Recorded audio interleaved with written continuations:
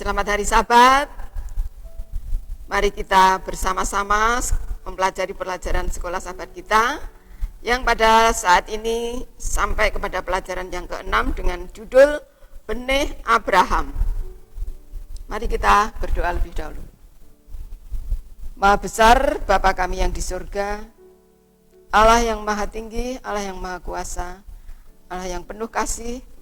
Bapa, pada saat ini kami rindu belajar firman-Mu. Biarlah Engkau sendiri yang akan memberikan pelajaran kepada kami semua, agar kami semua boleh mengerti rencana Tuhan yang terindah dalam kehidupan kami semua, yaitu rencana keselamatan. Mengampuni semua dosa kekurangan kelemahan kami. Semua ini kami serahkan dalam nama Yesus, Tuhan dan Juru Selamat kami. Amin. Sekali lagi kita bersyukur karena kita masih punya satu kesempatan untuk mempelajari firman Tuhan. Pelajaran yang ke-6 yang berjudul Benih Abraham. Mari kita tinjau bersama-sama kembali beberapa poin yang perlu kita ketahui. Allah memilih orang Ibrani sebagai bentuk kasih karunia. Alasan Allah memilih bangsa itu karena Allah menghormati janjinya kepada Abraham, Ishak dan Yakub. Allah memilih Israel sebagai wakil Allah untuk mengajar, menyampaikan kehidupan yang suci sesuai dengan karakter Allah. Tanah perjanjian, Allah telah berbicara kepada Abraham yang diulangi kepada Ishak dan Yakub bahwa selama 400 tahun umat Israel, yaitu keturunan Abraham, akan menjadi budak di tanah orang asing, yaitu di Mesir, sebelum mereka menerima janji Allah, yaitu masuk tanah perjanjian yang telah dibuatnya. Dan bahkan janji itu pun mempunyai syarat. Jika Israel menurut kepada Tuhan, akan diberkati, sebaliknya jika tidak, ia akan mendapatkan kutuk. Sayangnya, Israel selama di dalam tanah perjanjian, sebagian besar berpola kemurtatan yang berulang-ulang. Padahal perjanjian Allah itu, Allah menghendaki perjanjian itu bukan persetujuan resmi yang dingin yang dibuat antara dua orang. Hubungan yang dimaksud Allah adalah hubungan yang suci dan berkomitmen. Kemurtatan Israel tidak berakar kepada pelanggaran, tetapi suatu hubungan perjanjian dengan Tuhan yang hancur, yang diakibatkan oleh pelanggaran yang akibatnya membawa kehancuran. Tetapi meskipun rencana Allah dirusak oleh orang Israel, rencana Allah itu tidak pernah sepenuhnya gagal. Singkatnya, meskipun perjanjian itu telah dirusak oleh bangsa Israel, tetapi masih ada orang-orang yang setia yang tersisa. Singkatnya, apapun kegagalan mereka, masih ada umat yang setia dan berusaha semaksimal mungkin sebisa mereka sampai akhir perjanjian itu, dan yang pada akhirnya akan menjadi milik mereka, yaitu kehidupan kekal di surga bersama dengan Tuhan Yesus.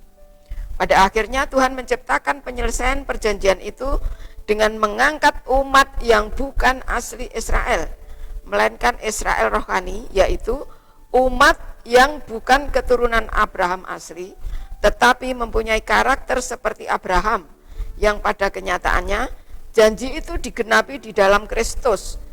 Jadi siapa saja yang mempunyai karakter Kristus, mereka adalah benih Abraham yang sesungguhnya.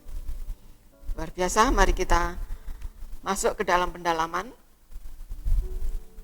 Tidak ada perbedaan dalam hal kebangsaan, kesukuan, atau kasta yang dikenal Allah. Ia adalah pencipta segala umat manusia. Segenap manusia adalah satu keluarga oleh penciptaan, dan semuanya adalah satu melalui penebusan. Kristus datang untuk merobohkan setiap tembok pemisah, untuk membuka lebar-lebar setiap bagian ruangan dalam halaman Bait Kudus, supaya setiap jiwa dapat masuk dengan bebas kepada Allah.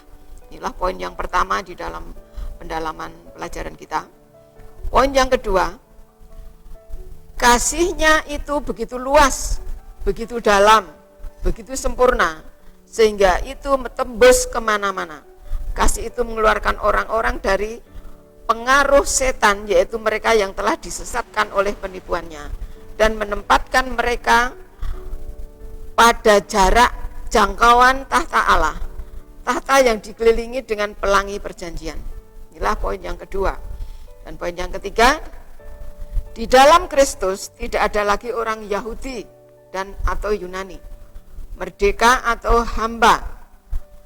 Di dalam 1 Petrus 2 ayat 9 dan 10, untuk menemukan 4 gelar yang Petrus terapkan untuk gereja, kebanyakan gelar itu dipantulkan dalam ayat-ayat perjanjian lama. Berikut ini yang merujuk kepada orang Israel di dalam Keluaran 19 ayat 6 dan Yesaya 43 ayat 20. Apakah yang ditekankan oleh masing-masing sebutan ini mengenai hubungan gereja dengan Allah, yaitu bangsa yang terpilih. Menekankan fakta bahwa Allah memilih gereja dan memiliki tujuan khusus untuknya. Tuhan luar biasa. Israel Allah yang sesungguhnya, baik sebelum dan sesudah salib, adalah Israel yang beriman. Pribadi-pribadi yang hidup dalam hubungan perjanjian rohani dengan Dia. Mereka berperan sebagai perwakilannya, menyampaikan kepada dunia Injil kasih karunia yang menyelamatkan. Inilah satu ringkasan pelajaran mengenai benih-benih Abraham. Mengenai benih Abraham adalah umat manusia yang dipilih Allah, yang mempunyai karakter seperti Abraham. Dan pada saat sekarang ini, hal itu hanya bisa digenapi di dalam Yesus Kristus. Tuhan tidak tinggal diam melihat umatnya yang ceroboh, sembrono, dan mengingkari janjinya. Tapi Tuhan tetap berusaha semaksimal mungkin untuk mempunyai satu umat, di mana umat itu sebagai wakil di dunia ini untuk menyampaikan keberadaan Tuhan dan karakternya.